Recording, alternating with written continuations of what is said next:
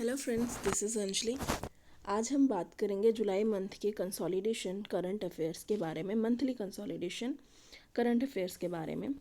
उत्तराखंड के current affairs, इस series में मैं उत्तराखंड के करंट अफेयर्स को पार्ट्स में कवर करूँगी। 1, 2, 3 जितनी भी वीडियोस आएंगी उनमें मैं उत्तराखंड के जितने भी इम्पॉर्टेंट टॉपिक्स हैं वो कवर करूँगी।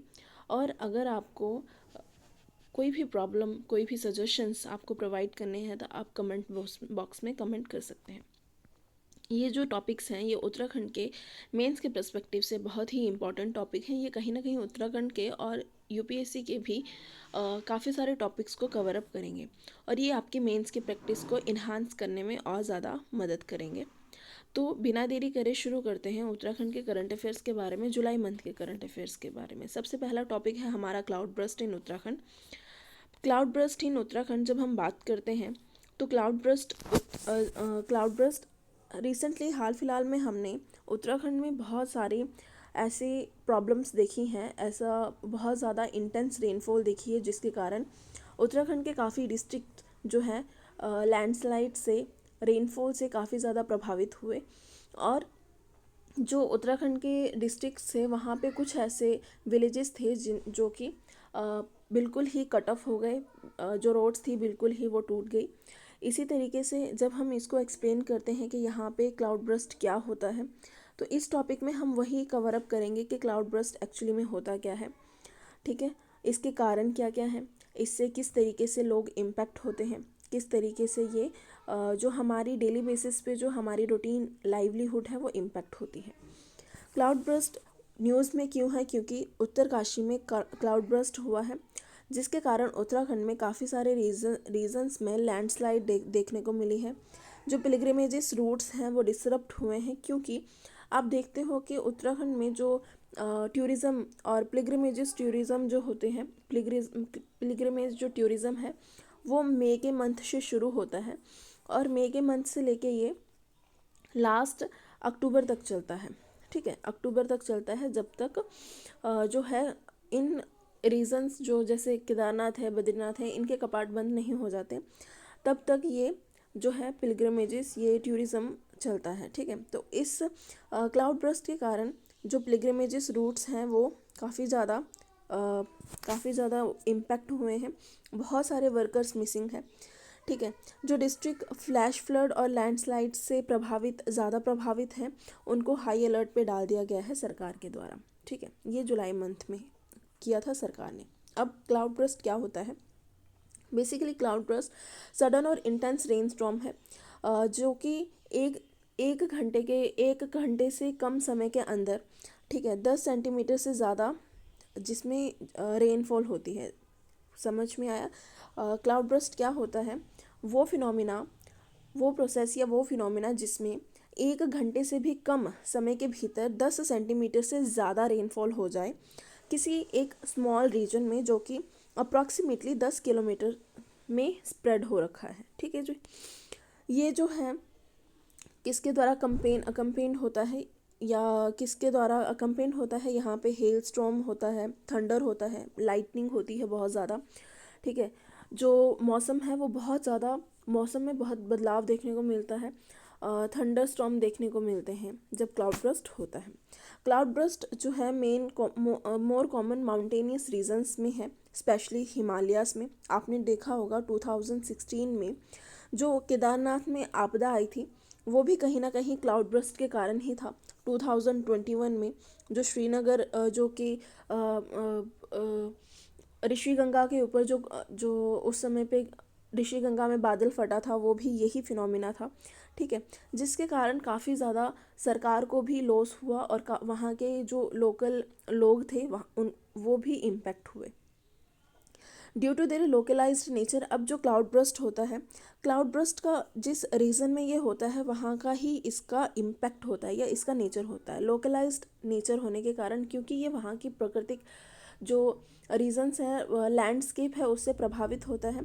तो लैंडस्केप लोकलाइज्ड नेचर के कारण जो क्लाउड बर्स्ट है इसको प्रिडिक्ट करना बहुत ज़्यादा मुश्किल है और detect but can unleash sudden. लेकिन ये क्या होता है, सडन डिवास्टेटिंग, इसको डिपिक्ट करना बहुत मुश्किल होता है। लेकिन जब ये होता है तो बहुत ज़्यादा सडन और डिवास्टेटिंग रेनफॉल होता है इसके साथ में, जिसके कारण फ्लैश फ्लड आते हैं और लैंडस्लाइड आती है। ठीक है, अब लैंडस्लाइड क्या होता है? लैंडस्लाइड बेसिकली भूस्खलन, हिंदी में हम इसको बोलते हैं भूस्खलन। जब किसी कोई चट्टान का पार्ट है या कोई रीज़न है जो ज़मीन से नीचे धंस जाए, जहाँ पे ग्रेविटी के इम्पैक्ट के कारण वो जो ज़मीन है वो नीचे धंस जाए, उसको बोलते हैं landslide. Landslide is the downward movement of rock. Landslide क्या है? किसी रॉक का डाउनवर्ड मूवमेंट, सॉइल का डाउनवर्ड मूवमेंट और डेब्रिस का downward movement on slope due to gravity. Gravity के कारण फॉर सपोज हम ये मान के चलते हैं कि ये पहाड़ है। ठीक है, ये क्या है? पहाड़ है, इस तरीके से। ठीक है, अब अगर हम इसका 3D स्ट्रक्चर देखें तो इस तरीके से ये क्या है? ये है हमारे पहाड़। ठीक है, अब क्या होता है जब लैंडस्लाइड होती है तो उसका ये वाला जो रीज़न होता है ये क्या हो जाता है? नीचे धंस जाता है। और जब ये नीचे धंस जाता है तो कुछ इस तरीके से, फॉर एग्ज़ाम्पल, हमें ये रीज़न देखने को मिलता है, क्योंकि ये रीज़न तो पूरा धंस चुका है और ये अपनी लोकेशन से नीचे की तरफ क्या है? रीलोकेट हो जाता है, तो उसको क्या बोलते हैं? लैंडस्लाइड। और ये कहीं पे भी हो सकता है, रॉक्स में हो सकता है, सॉइल में हो सकता है, डेब्रिस में हो सकता है। और ये होता क्यों है? क्योंकि यहाँ पे ग्रेविटी का जो इम्पैक्ट होता है वो बहुत ज़्यादा होता है। यहाँ के जो डेब्रिस होती हैं वो लूजली पैक्ड होती हैं और जिससे ग्रेविटी जो है वो बहुत ज़्यादा इन्फ्लुएंस कर देती है। ठीक है, it is a form of mass wasting. और ये क्या है? मास वेस्टिंग की फॉर्म है। मास वेस्टिंग हम बेसिकली ये ज्योग्राफिकल टर्म है। इसको जब हम ज्योग्राफी को डिटेल में पढ़ते हैं तो वहाँ पे जब हम जियोमॉर्फिक फीचर्स पढ़ते हैं तो वहाँ पे हमें ये देखने को मिलता है। ठीक है, और वेयर अर्थ मटेरियल्स, और ये जो लैंडस्लाइड है वही मास वेस्टिंग है। ये it is a form of mass wasting, जहाँ पे अर्थ मटेरियल जो है मूव डाउन कर जाता है move down a slope under the influence of gravity. ठीक है जी, उसके बाद में इसके कारण, लैंडस्लाइड के कारण हम क्या क्या देखते हैं? सबसे बड़ा फैक्टर, मतलब इसको दो फैक्टर्स में हम बांट सकते हैं, नेचुरल फैक्टर्स और जियोग्राफिकल फैक्टर्स या जियोलॉजिकल फैक्टर्स। ठीक है, नेचुरल फैक्टर्स की जब हम बात करते हैं तो नेचुरल फैक्टर्स में हैवी रेनफॉल देखने को मिलती है, जैसे अभी देखा ही है हमने उत्तराखंड में क्लाउड बर्स्ट, उसके कारण रेनफॉल के कारण लैंडस्लाइड्स। दूसरा है अर्थक्वेक। कहीं पे अगर फॉर सपोज ये क्या है? ये रीज़न है, ये ज़मीन है। ठीक है, ये ज़मीन है इस तरीके से, और यहाँ पे कहीं पे क्या है? यहाँ पे कहीं पे भूकंप आ रहा है, यहाँ पे कहीं पे भूकंप आ रहा है, तो क्या होगा? यहाँ की जो ज़मीन होगी ना वो ग्रेविटी के इन्फ्लुएंस से हो सकता है नीचे धंस जाए। ठीक है, कुछ रीजंस जो होते हैं ना वो नीचे धंस जाते हैं। किसके कारण? अर्थक्वेक के कारण। वाटर सीपेज स्लोपिस हैं, वीकन स्लोप्स हैं। फॉर एग्जांपल कंटिन्यूसली बारिश हो रही है, पोरिंग हो रही है। ठीक है, हर रोज़ वहाँ पे ज़्यादा अमाउंट में बारिश नहीं हो रही, लेकिन हो रही है, डेली बेसिस पे हो रही है। और वहाँ के जो सॉइल है, सॉइल पार्टिकल्स ने क्या कर दिया? बहुत ज़्यादा पानी को सोख लिया है। जब पानी को सोख लिया है तो अब ऑब्वियसली वो क्या हो गए? लूजली पैक्ड हो गए। और जब उनके ऊपर ग्रेविटी का इम्पैक्ट होता है तो वो उस स्लोप को वीकन कर देते हैं, और जिसके कारण क्या हो जाता है? लैंडस्लाइड हो जाती है। ह्यूमन एक्टिविटीज़ में जब हम बात करते हैं तो ह्यूमन एक्टिविटीज़ में डिफॉरेस्टेशन हो गया, कंस्ट्रक्शन हो गए। ठीक है, इसके कारण क्या होता है? लैंडस्लाइड हो जाती है। दूसरा हम बढ़ते हैं जियोलॉजिकल फैक्टर्स में सॉइल कंपोजिशन। जब सॉइल कंपोजिशन किस तरीके की है?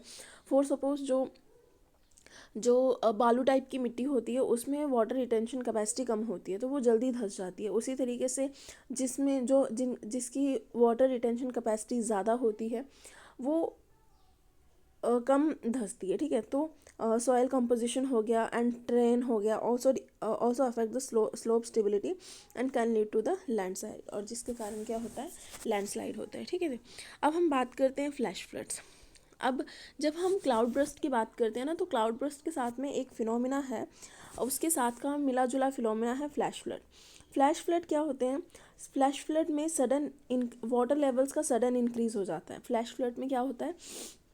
वाटर लेवल का सडन इंक्रीज हो जाता है ड्यूरिंग और इमीडिएटली आफ्टर इंटेंस रेनफॉल। जब इंटेंस रेनफॉल होती है, बहुत ज़्यादा रेनफॉल होती है, तो उस समय पे क्या होता है कि जो है sudden increase in water levels, जो वहाँ पे वाटर लेवल्स हैं वो एकदम से इंक्रीज हो जाते हैं और वहाँ पे जो है फ्लैश फ्लड्स आ जाते हैं।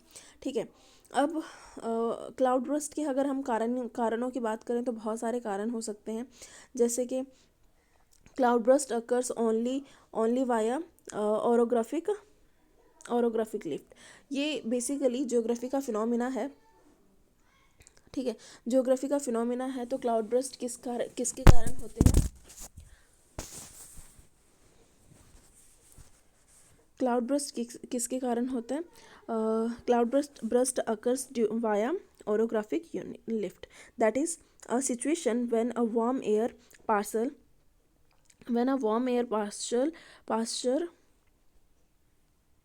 Warm air parcel mixes with जब वार्म एयर पार्सल जो है वो मिक्स होता है कूलर एयर पार्सल्स के साथ में, कूलर एयर के साथ में वार्म एयर पार्सल मिक्स होता है, उसके कारण क्या होता है?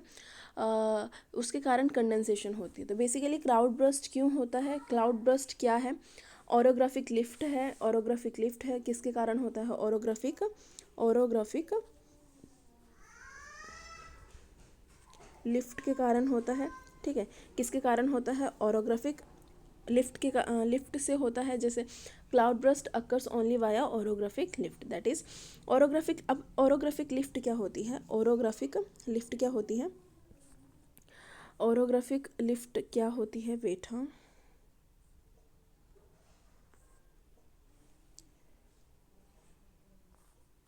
ओरोग्राफिक लिफ्ट क्या होती है? ओरोग्राफिक लिफ्ट जो है, जब वार्म एयर पार्सल, कौन से एयर पार्सल?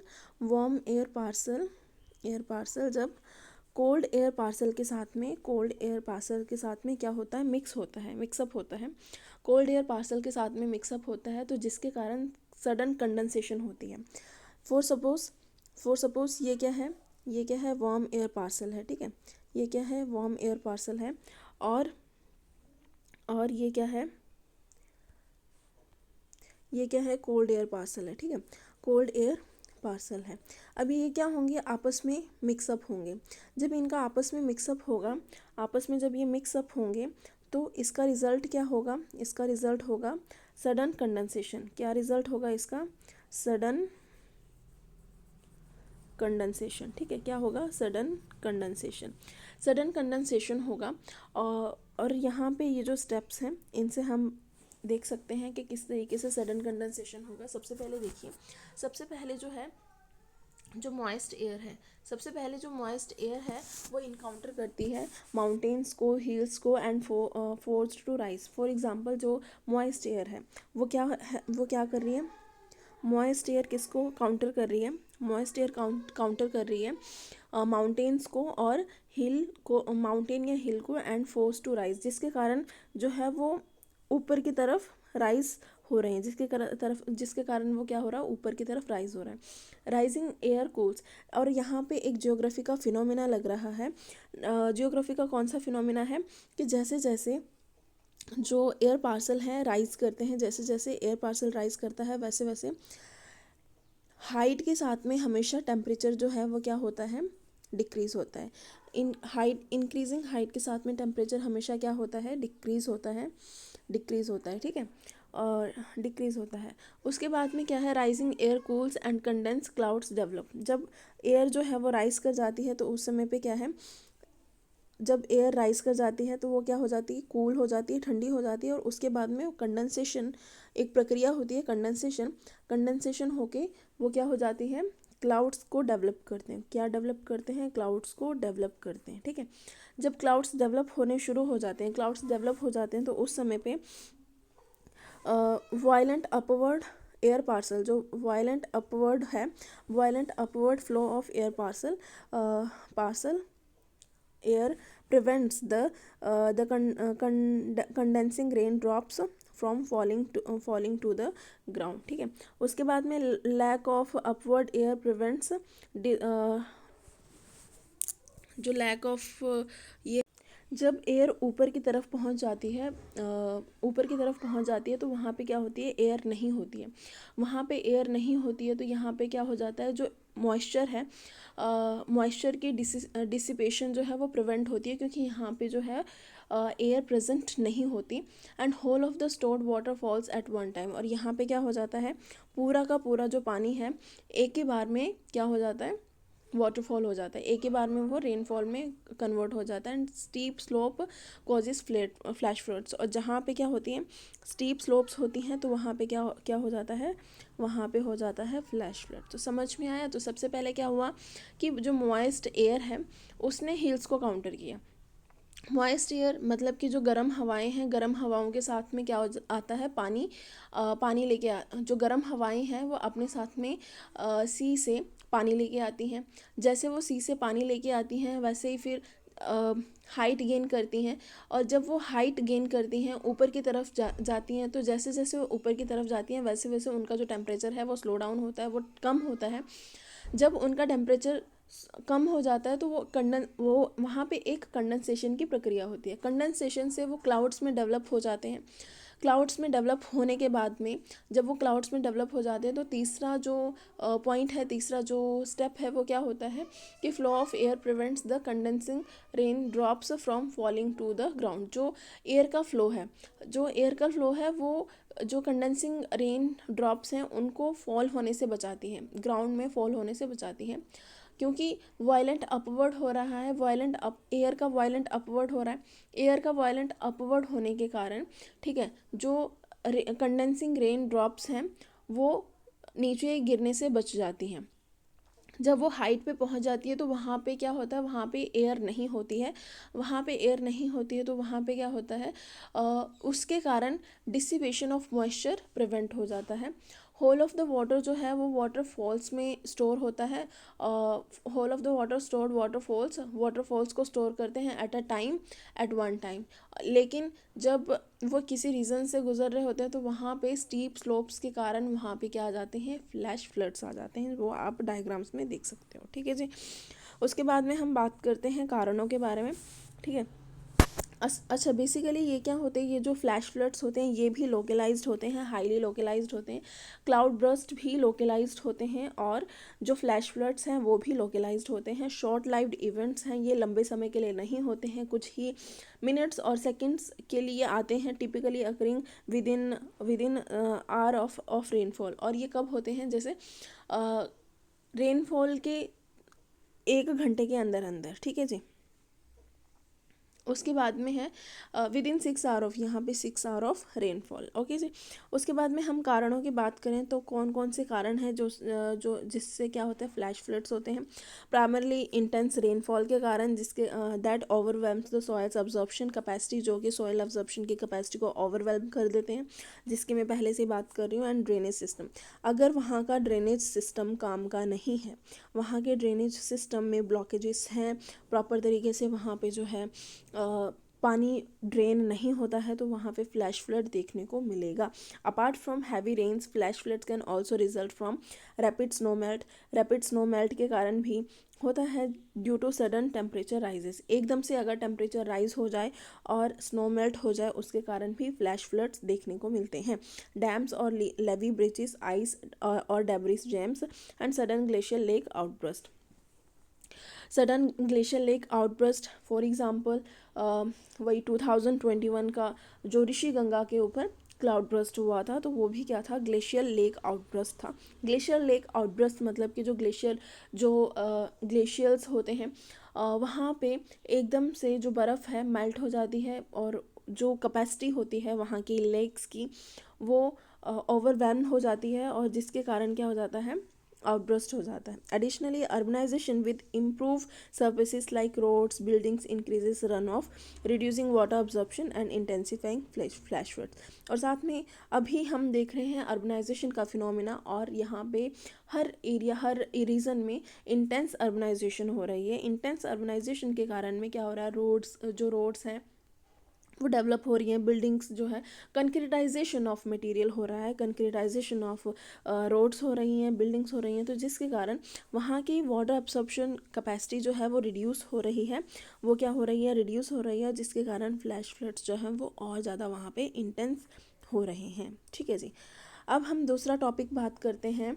यहाँ पे हमने आज अभी कवर किया cloud burst, flash floods, landslides. ये तीनों ही टॉपिक इंपॉर्टेंट है यूके पीसीएस के एग्जामिनेशंस के पर्सपेक्टिव से, ज्योग्राफी के पेपर के एग्जाम पर्सपेक्टिव से, जो कि कहीं ना कहीं लोकल, जो कि कहीं ना कहीं क्लाइमेट फीचर्स को रिप्रेजेंट करता है, वहाँ की लोकल जो ज्योग्राफी है उसको दर्शाता है। ठीक है, अब हम बात करेंगे कैलाश मानसरोवर यात्रा के बारे में।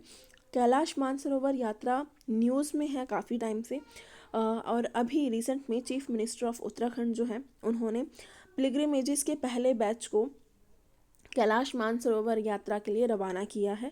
और फ्रॉम द टनकपुर से उन्होंने कैलाश मानसरोवर यात्रा के लिए जो तीर्थ यात्री हैं उनके पहले बैच को झंडा दिखाया है। ठीक है, अब की पॉइंट्स क्या हैं कैलाश मानसरोवर यात्रा की।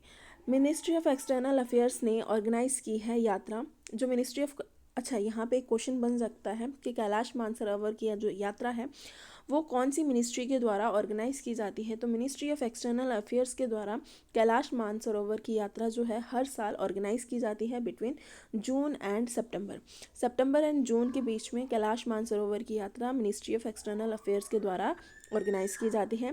पिलग्रिमेजेस is conducted through 2 official routes. जो पिलग्रिमेज है जो यात्रा है वो 2 ऑफिशियल रूट्स के थ्रू कंडक्ट की जाती है। पहला जो है लिपुलेख इन उत्तराखंड और दूसरा है नाथुला इन सिक्किम। अब लिपुलेख पास जो है ये उत्तराखंड के पिथौरागढ़ डिस्ट्रिक्ट में प्रेजेंट है। ठीक है, लिपुलेख पास कहाँ पे है, उत्तराखंड में, ये एक इम्पॉर्टेंट क्वेश्चन बन जाता है। दूसरा है नाथुला पास सिक्किम में। ठीक है, अब जो लिपुलेख पास है उत्तराखंड का, लिपुलेख पास उत्तराखंड का जो है वो इंडो चाइना बॉर्डर डिस्प्यूट के कारण ठीक है, जो इंडियन पिलग्रिमेजेस हैं उनको इस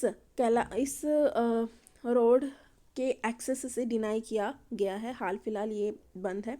Indian pilgrimages were denied access to Kailash for nearly 2 decades and yatra resumed in 1981। ये कुछ बैकग्राउंड है। ठीक है, बैकग्राउंड है। Under the ministry of external affairs supervision and in cooperation with the Chinese government. Religious and cultural significance क्या है, okay ये कुछ क्या है, थोड़ा सा बैकग्राउंड है इसका। बेसिकली यहाँ पे क्या है, पिलग्रिमेज जो है वो 2 रूट्स से कंडक्ट करवाई जाती है, 2 ऑफिशियल रूट्स से। पहला है उत्तराखंड का लिपुलेख और दूसरा है सिक्किम का नाथुला। लेकिन जो इंडो चाइना बॉर्डर डिस्प्यूट होने के कारण में जो इंडियन पिलग्रिमेजेस हैं उनको नियरली 2 दशकों से कैलाश के एक्सेस को से डिनाई किया गया। जो यात्रा है वो दोबारा 1981 में रिज्यूम की गई under the ministry of external affairs supervision and cooperation with the Chinese government. अब इसका रिलीजियस एंड कल्चरल सिग्निफिकेंस क्या है। जो माउंट कैलाश है फ्रेंड्स, वो क्या है, इसको revered as the abode of lord Shiva. ठीक है, and it holds sacred value in Hinduism. और ये जो कैलाश पर्वत है, कैलाश पर्वत को कहीं ना कहीं शिव का घर भी माना जाता है। ठीक है, और शिव का अबॉर्ड माना जाता है इसको। ठीक है, और इसकी जो वैल्यू है ये हिंदुइज्म में भी इक्वली उतनी ही इम्पॉर्टेंट है। हिंदुइज्म में भी उतनी ही इम्पॉर्टेंट है जितनी जैनिज़्म में, बुद्धिज़्म में, हम कह सकते हैं कि जितनी इसकी इम्पॉर्टेंस, रिलीजियस इम्पॉर्टेंस हिंदुइज्म में है उतनी ही इसकी रिलीजियस इम्पॉर्टेंस जैनिज़्म में भी है और बुद्धिज़्म में भी है। ठीक है, and the Bonpo tradition of Tibet, और तिब्बत में भी है। ठीक है, Hindus regarded it as a spiritual energy centre. हिंदू इसको स्पिरिचुअल एनर्जी सेंटर की तरह देखते हैं या इसको रिगार्ड करते हैं, जबकि जैन बिलीव करते हैं कि यहाँ पे ऋषभ देव जो हैं उन्होंने निर्वाण अटेंड किया था। ऋषभ देव इनके जो हैं महावीरों में से एक महावीर हुए हैं, जैन के महावीरों में से एक महावीर हुए हैं। And Buddhist call it Yungdrung Gutseg. ठीक है, 9 स्टोरी स्वस्तिक माउंटेन, और ये जो है बुद्धिज़्म उसको क्या बोलते हैं, 9 स्टोरी स्वस्तिक माउंटेन। ठीक है जी। अब जियोग्राफिकल फीचर्स की बात करें तो जियोग्राफिकल फीचर्स क्या है। माउंट कैलाश 6665 मीटर की हाइट पे लोकेटेड है। कितनी मीटर की, 6675 मीटर की हाइट पे, मतलब लगभग 6.5 किलोमीटर की हाइट पे ये लोकेटेड है। कितने किलोमीटर की हाइट पे? 6.5 किलोमीटर की हाइट पे लोकेटेड है in western Tibet known locally as Kang Rinpoche and precious jewels. जिसका क्या मतलब है? इसको लोकली क्या बोला जाता है? कांग रैम्पोचे एंड ये जिसका मतलब है प्रीशियस ज्वेल। ठीक है जी। उसके बाद में जब हम बात करते हैं कि कैलाश की जियोग्राफी के बारे में हम बात करें तो कैलाश के साउथ में लाई करता है राकसताल जिसको बोला जाता है रावण हरित, और मानसरोवर एंड गुरला मानधाता पीक। तो कैलाश के साउथ में फॉर सपोज ये कैलाश है और ये क्या है? इसके साउथ, ठीक है, साउथ रीजन है, और इसके साउथ में क्या लाई कर रहा है? इसके साउथ में लाई कर रहा है राकसताल। क्या लाई कर रहा है? राकसताल, मानसरोवर और गुरला मानधाता पीक। गुरला मानधाता पीक की जो ऊंचाई है वो है 7,683 मीटर। लेक मानसरोवर जो है वो 4,530 मीटर की एलिवेशन पे लाई करता है with a circumstances of 90 kilometre depth circumference, जिसकी सरकमफ्रेंस 90 किलोमीटर है, जिसकी डेप्थ 90 मीटर है और जिसका एरिया जो है 320 स्क्वायर किलोमीटर है। ठीक है। Rakshastal has a circumference of, जो राकसताल है, लेक मानसरोवर का जो सरकमफ्रेंस है वो 90 किलोमीटर है, जबकि राकसताल जिसको रावण हरित भी बोलते हैं इसका सरकमफ्रेंस है 22 किलोमीटर। एंड इस मानसरोवर की जो डेप्थ है वो 90 मीटर है, जबकि राकसताल की जो डेप्थ है राकसताल जो है मानसरोवर से कनेक्ट हो रहा है 6 किलोमीटर लॉन्ग चैनल जिसको हम बोलते हैं गंगचू। उससे ये किसके साथ कनेक्ट हो रहा है? राकसताल मानसरोवर से। राकसताल बेसिकली जो है जहाँ से सतलुज रिवर का ओरिजिनेट होता है वो भी राकसताल ही है। Rakshastal has a circumference of 22 kilometre and is connected to Mansarovar via a 6 kilometre long channel called Gangachhu. During the Himalayan uplift, जब हिमालयंस का अपलिफ्टमेंट हो रहा था तो 4 great rivers originated near the Kailash. तो भारत की 4 बड़ी नदियाँ वो कहाँ से ओरिजिनेट हुई? कैलाश से। जिस समय पे क्या हुआ? हिमालयंस का अपलिफ्ट हुआ, जिसमें से इंडस नॉर्थ से इंडस का ओरिजिनेशन हुआ, साउथ से करनाली का ओरिजिनेट हुआ, ईस्ट से यारलुंग सांगपो का, जिसको हम ब्रह्मपुत्र के नाम से जानते हैं, तो यारलुंग सांगपो का, एंड वेस्ट से सतलुज का, विच इमर्ज फ्रॉम द राकसताल। अभी मैंने बताया आपको कि सतलुज कहाँ से इमर्ज हुई है? राकसताल से। ठीक है। तो 4 रिवर्स यहाँ से ओरिजिनेट हुई। कहाँ से? नॉर्थ से इंदस, साउथ से करनाली, ठीक है, ईस्ट से यारलुंग सांगपो जिसको हम ब्रह्मपुत्र नदी के नाम से भी जानते हैं, एंड वेस्ट से सतलुज जो कि राकसताल से इमर्ज हुई है। अब हम बात करते हैं इम्पॉर्टेंट पासिस के बारे में। 2 हमने इम्पॉर्टेंट पासिस पढ़े हैं, ये एग्ज़ाम के पर्सपेक्टिव से बहुत ज़्यादा इम्पॉर्टेंट है, और साथ में UKPCS और UPSC के पर्सपेक्टिव से भी ये इम्पॉर्टेंट है, जिसमें सबसे पहला है लिपुलेख पास उत्तराखंड में प्रेजेंट है और ये शॉर्टेस्ट रूट है मानसरोवर का। ठीक है। तो मानसरोवर के लिए जो शॉर्टेस्ट रूट है वो कौन है? लिपुलेख है। ये 50 किलोमीटर है, बॉर्डर से ये 50 किलोमीटर की दूरी पर प्रेजेंट है।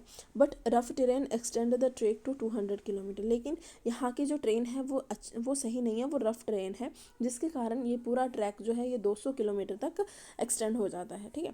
It was the first Indian border post opened for trade with China in 1992, और ये पहला बॉर्डर पोस्ट था जो कि चाइना के साथ में ट्रेड करने के लिए खोला गया था इन 1992, फॉलोड बाय, जिसके बाद शिपकिला को खोला गया 1994 में, और उसके बाद में नाथुला को खोला गया 2006 में। ठीक है। उसी तरीके से जो Nathula 1500 kilometre, this 1500 kilometre fully motorable road, ये 1500 किलोमीटर की फुली मोटरेबल रोड है जो कि 2015 में इसको ओपन किया गया था, और वर्ल्ड की हाईएस्ट मोटरेबल रोड है, and allows pilgrims to complete the journey without the need for trekking, और यहाँ पे ट्रैकिंग करने की ज़रूरत नहीं पड़ती है क्योंकि ये फुली मोटरेबल रोड है। Nathula connect Sikkim with China's Tibet autonomous region Nathula जो है सिक्किम को चाइना के ऑटोनॉमस रीजन के साथ में, तिब्बत ऑटोनॉमस रीजन के साथ में कनेक्ट करता है। This is part of ancient silk road, और ये क्या है, एंशियंट सिल्क रोड का पार्ट है। ठीक है, तो यहाँ पे आज हम अपना करंट अफेयर का पहला पार्ट कंप्लीट करते हैं। दूसरे पार्ट के लिए स्टे कनेक्टेड, स्टे ट्यून्ड। और अगर कुछ आपको अगर कुछ आपको सजेशंस प्रोवाइड करने हैं तो प्लीज़ कमेंट कीजिए, लाइक कीजिए। और अगर आपको ये चैनल पसंद आ रहा है, अगर मेरे द्वारा बनाई गई वीडियोस पसंद आ रही तो इसको लाइक कीजिए एंड सब्सक्राइब कीजिए एंड शेयर कीजिए। Thank you.